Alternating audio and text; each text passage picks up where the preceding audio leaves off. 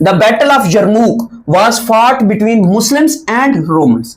Muslims और Romans के दरमियान ये जो बैटल है वो लड़ी गई। किसके दौर में लड़ी गई? हजरत उम्र फारूक रज़ी अल्लाह अन्हो के दौर में लड़ी गई थी।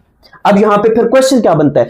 असल में शाम, ये इलाका कौन सा बनता है? ये शाम का इलाका बनता है। तो शाम में जो थे वो ईसाई रहा करते थे। वो कौन होते थे? ईसाई होते थे। तो असल में ये रोमन्स जो थी, रोमन एम्पायर जो थी, ये ईसाई थे, तो इनके खिलाफ ये लड़ी गई थी। अब होता क्या है? होता ये है कि मुसलमानों की तरफ से हजरत उम्र फारूक ने खालिद बिन वलीद को सिपा सलार बना के भेजा था, और इनके बाद अबू उबैदा बिन जराह का भी जिक्र मिलता है कि अबू उबैदा बिन जराह को भी सिपा सलार बनाया था।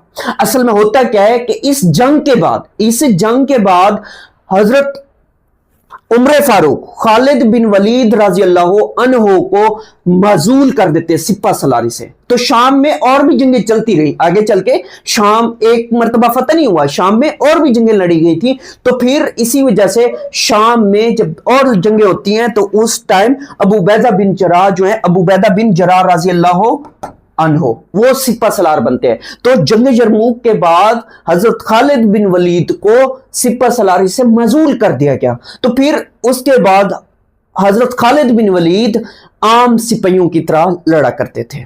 और इसके बाद फिर यह भी याद रखिएगा, क्योंकि पेपर में यह क्वेश्चन आता है, who was the commander in battle of यरमूक, तो उसमें खालिद बिन वलीद का ऑप्शन नहीं होता, तो तब भी अबू उबैदा बिन जराह का ऑप्शन मौजूद होता है। इसी वजह से इसको भी आपने याद रखना है। फिर इसी तरीके से इस साइड पे कौन था? रोमन्स की तरफ से हरकले रूम था। हरकले रूम के पास 1,20,000 का लश्कर था, जबकि अगर हम मुस्लिम्स की बात करें तो मुसलमानों के पास 40,000 थे। मुसलमानों के पास कितने थे?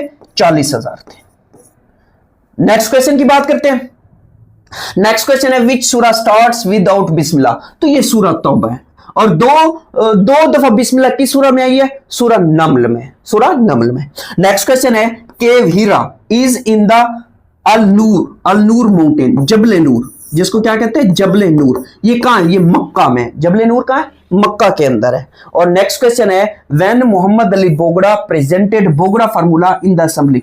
तो ये अक्टूबर 1953 है। कब? अक्टूबर 1953। अब जरा बात करते हैं, ये बोगड़ा फार्मूला था क्या? बोगड़ा फार्मूला जो था, असल में इसने कहा था कि जो फेडरल सिस्टम है ना, उसको 2 हाउस में क्या कर दिया जाए? 2 हाउस में कन्वर्ट कर दिया जाए, या स्प्लिट कर दिया जाए, या फेडरल के कितने हाउस होने चाहिए? ईमान होने चाहिए, 2 होने चाहिए।